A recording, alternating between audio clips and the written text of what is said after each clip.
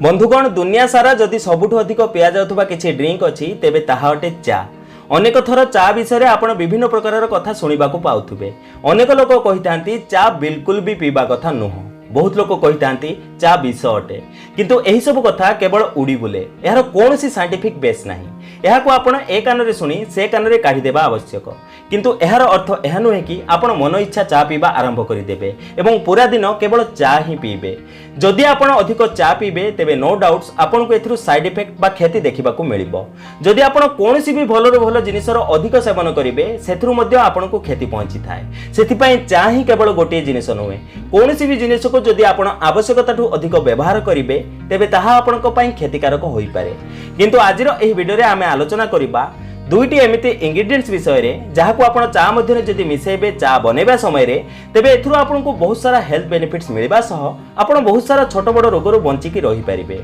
एहा सहित आपण को चाहर टेस्ट बढ़िबो एवं जदि आपण भी भाबंती चा पीबा द्वारा क्षति होई थाए तेबे एही दुईटी जिनिस मिसेई पियंतु देखिबे चारु आपण को कोनोसी भी साइड इफेक्ट देखिबा को मिलिबो नाही। तेबे चलंतु जानिबा सही दुईटी इंग्रेडिएंट्स विषय रे जहा आपण को चारे मिसेई सेवन करबा को हेबो। किंतु ता पूर्व मु आपण मानको कहि रखि जे आपण माने जे हम चैनल को सब्सक्राइब करनांती तेबे तळे थिबा सब्सक्राइब बटन ऊपर क्लिक करि हम चैनल को सब्सक्राइब कर नियंतु एवं पाखथा नोटिफिकेशन बेल ऊपर निहाती क्लिक करंतु। एहा द्वारा हम जो नूतन वीडियो अपलोड करिबु ता नोटिफिकेशन आपण माने प्रथम पाई परिबे एवं हम चैनल माध्यम रे बहु किछि शिखणीय जिंस आपण माने सिखिबा को पाइबे। प्रतिदिन जदि आपण 2 रु 3 कप चा पियंती तेबे एहा आपण को स्वास्थ्य पई बहुत अधिक लाभदायक अटे, कारण चा मध्ये अनेक प्रकार एंटीऑक्सीडेंट मिली थाए जहा कि आपण को स्वास्थ्य पई भिन्न भिन्न फायदा पहुंचाई थाए। किंतु जदि आपण आजिर एही दुईटी इंग्रेडिएंट्स आपण को चा रे मिसांती तेबे चा रु मिलुथबा फायदा आहुरी अनेक गुणा बढ़ी पारे। तेबे सर्वप्रथम जिनिस जहा आपण चा बनेबा समय रे निहाती मिसेबा आवश्यक ताहा अटे अदा। अदा एक एमिति इंग्रेडिएंट्स अटे, एक एमिति हर्ब अटे जहाको अनेक लोक चा बनेबा समय रे मिसेई थांती।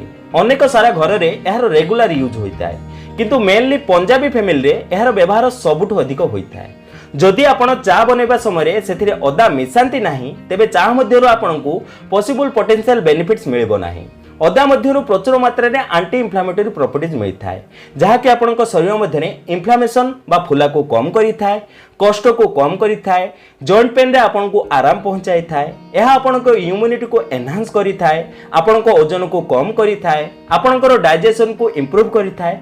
आहुरी भी अनेक सारा फायदा आपनकू अदार प्रयोग द्वारा मिलिथाय। जदि आपण चा मध्ये अदा मिसेबे तेबे आपनकू चारु एही फायदा सब मिलि जिवो। द्वितीय जिनिस जहा कि आपनक चा मध्ये आपण को मिसेबा आवश्यक ताहा अटे सिनामन बा जहाको आमे दालचीनी कहिताऊ।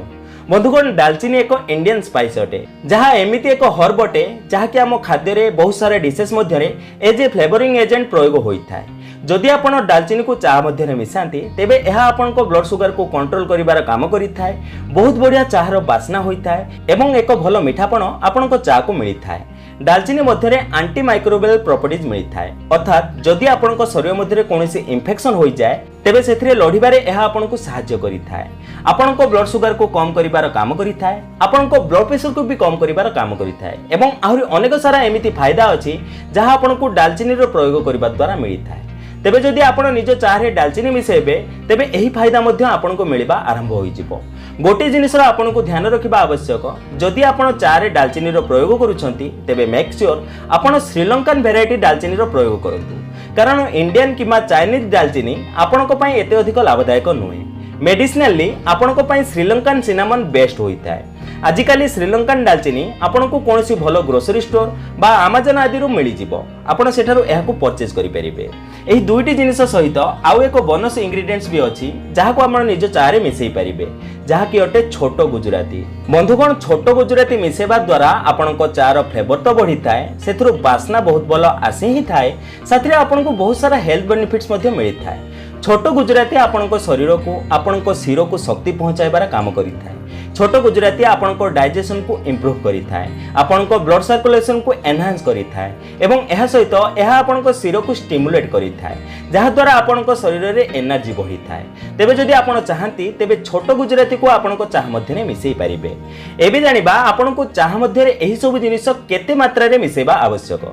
जदि आपण 1 कप चा बनाउछंती तेबे आपण सेथिरे आधा टीस्पून ग्रेटेड जिंजर मिसांतु, सेथिरे आपण मिसांतु 1/4 टीस्पून दालचीनी गुंड एवं जदि आपण सेथिरे गुजराती मिसाउछंती तेबे आपण गोटिए गुजराती नियंतु एवं ताहार मंजी काढी नियंतु एवं ताहाको हल्का बाटी आपण चा रे पकई परिबे।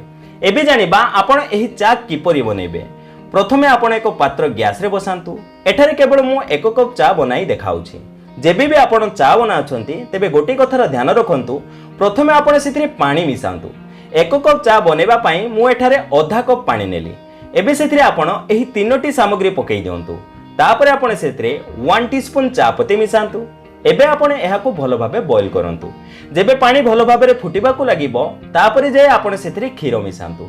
एठारे मु एक कप क्षीर मिसाउ अछि। एबे आपण एहाकू लो फ्लेम रे बॉईल करंतु।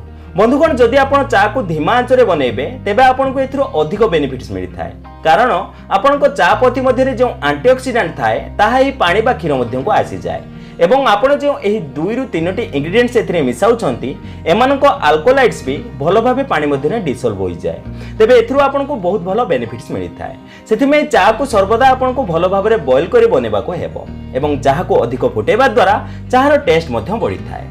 यह छड़ा आउ एक जिनिसर ध्यान रखंतु, जदि आपण को चाह को अधिक हेल्दी बनेबा को चाहउछंती तेबे आपण चा मध्ये चीनी बदल रे गुड़ मिसाइबा आरंभ कर दियंतु। सबुठु अधिक चीनी दिन सारा रे आमे जो व्यवहार करिथांती ताहा एई चा एवं कॉफी रे आमे प्रयोग करिथाम। जदि आपण दिन सारा रे केवल 3 कप भी चा पीले एवं प्रत्येक कप रे आपण केवल 1 चमच चीनी मिसाइले तेबे दिन सारा रे 3 चमच चीनी आपण एही चा माध्यम रे सेवन करिनेले।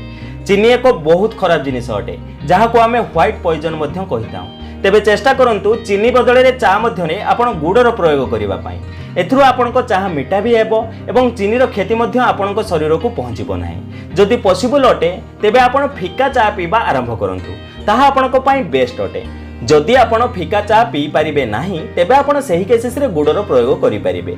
एमितिरे चा रे आमे जो दालचीनी मिसाउचंती सही कारणरो आपनको चा अल्प मिठा भी होइताय एवं फ्लेवर भी भलो आसी थाए। आउ एक खास जिनिस जहाँ आपको ध्यान रखा आवश्यक, आपण दिन सारा रे 1 रु 2 कप एवं मैक्सिमम 4 कप पर्यंत चाह पियंतु। एहाठू अधिक चाह आपण गोटे दिन रे पियंतु नाही एवं केबे भी आपनको खाद्य खाइबार तुरंत परे चार सेवन करिबा कथा नुह, कारण खाद्य खाइबा परे जदि आपण तुरंत चार सेवन करंती तेबे आपनको खाद्य रे जो आयरन एवं अन्य न्यूट्रिएंट्स थाए सेमानको एब्जॉर्प्शन बंद होई जाए, ताहा आपनको शरीर मध्य अवशोषित होई पारे नाही। सही कारणरू आपनको खाद्य रु एते अधिक फायदा मिलि पारे नाही। सेथिपाई खाइबार तुरंत परे चा पियंतु नाही एवं चा को एइपरि बनै पियंतु जेपरि आपनको एथिरु फायदा मिलि परिबो।